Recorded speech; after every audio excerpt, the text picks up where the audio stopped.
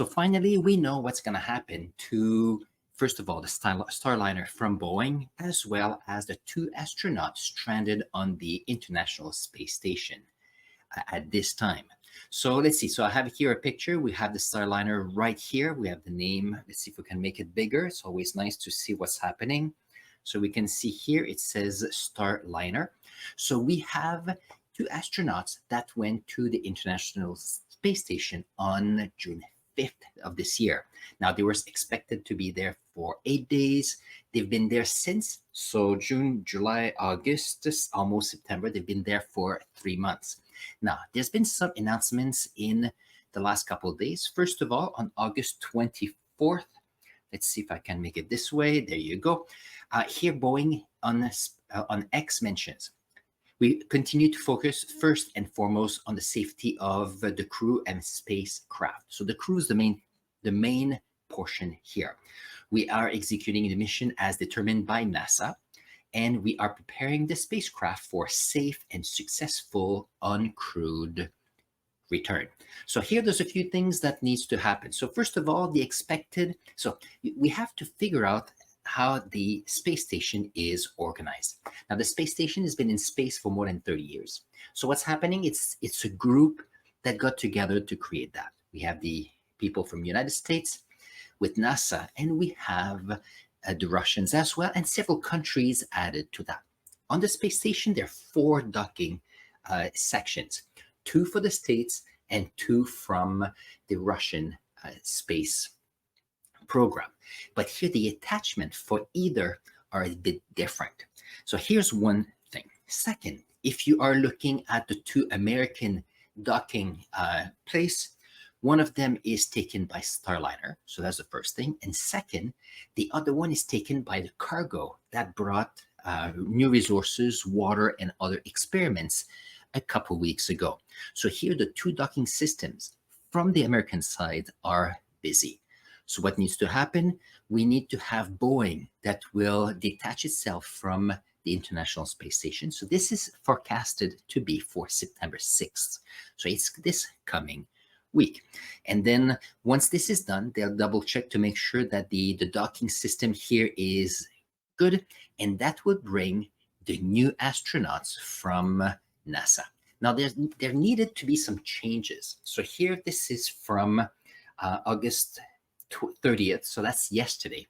So we have the SpaceX Crew 9 that will go to the International Space Station in a month or so. Now we have to keep in mind that there were supposed to be 4 astronauts going there, possibly some people staying, some leaving. But because we have the 2 astronauts from Boeing and they need to come back, NASA had to do something. So here are the 2 astronauts that will be going on this mission. They were supposed to be 4. They've been training as a group of 4, but somehow they need to make a decision to bring back 2 of the Boeing astronauts. So Butch and Sunita.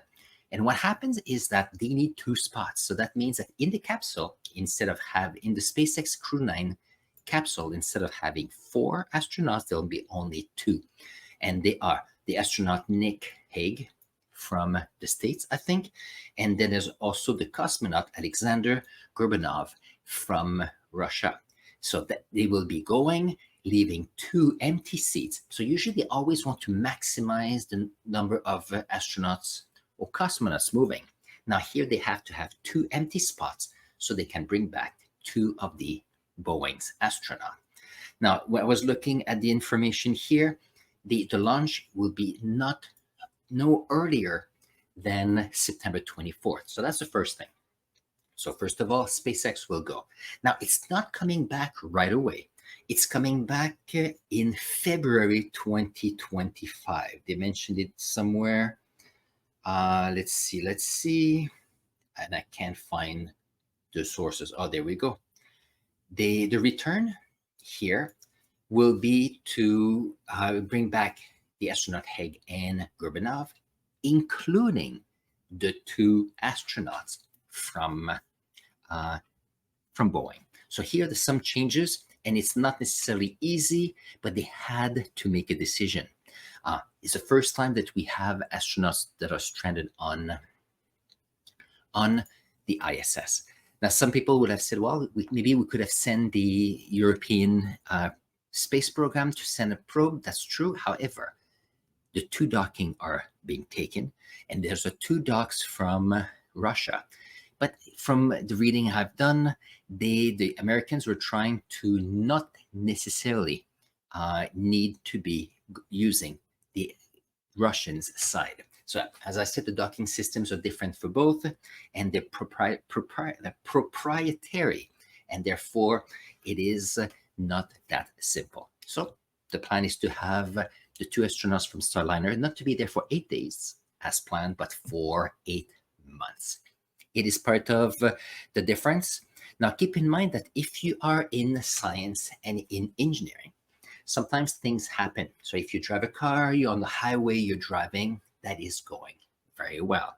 However, if it happens that your car breaks down, then you can get a tow truck to come and get your car. You have plenty of mechanics to take care of the car, to be able to repair it and send you your way. On the other hand, if you're in space, it's a bit tricky. Here we're talking about millions and millions of dollars of equipment to be able just to go and get the two astronauts. Second, the timeline of astronauts and rockets sent to the ISS, they're planned months, if not years in advance. So that means that you cannot just go and say, oh, let's go to the space station for fun and come back. It's not that easy.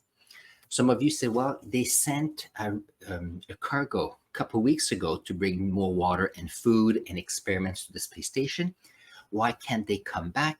Well, the difficulties with that is that the cargo, when they bring the new resources, all the garbage goes back in that capsule, and usually that capsule disintegrates in the atmosphere upon entry. So you cannot really have astronauts or cosmonauts in there because we want to care for their lives.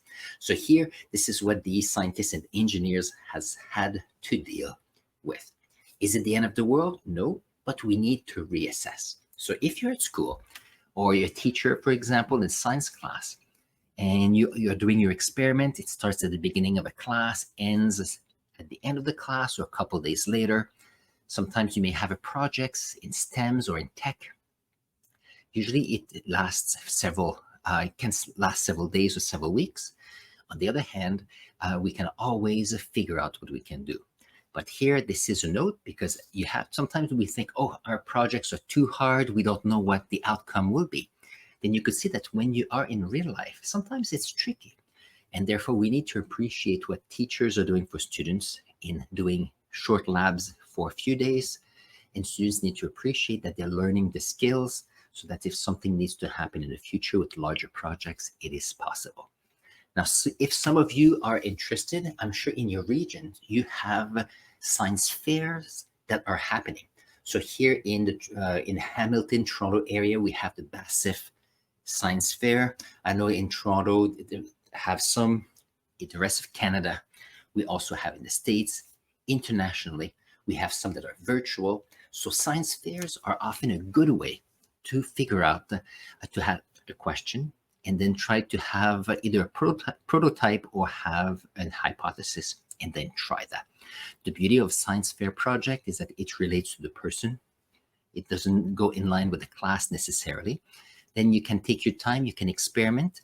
You don't only need to use the resources of a class or a school. You can actually invest and go beyond what the curriculum is doing. And therefore, this is amazing because some students are using science fairs to get amazing grants to go to college and universities so that they can either continue their research or at least bring fame or more recognition to the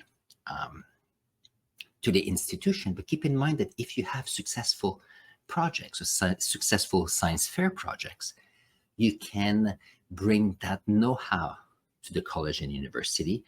The college and universities, they know that you've done things before, and therefore it's less of a risk for them to welcome you. And universities and college, they always want to expand what we know. So this is quite important. So these are things to keep in mind. So here we have a project where in the engineering, it was a beauty up to a point where we got a little situation that got a bit bigger. So now at this point, we have an uncrewed capsule that will come back on September 6th or so if there are no changes.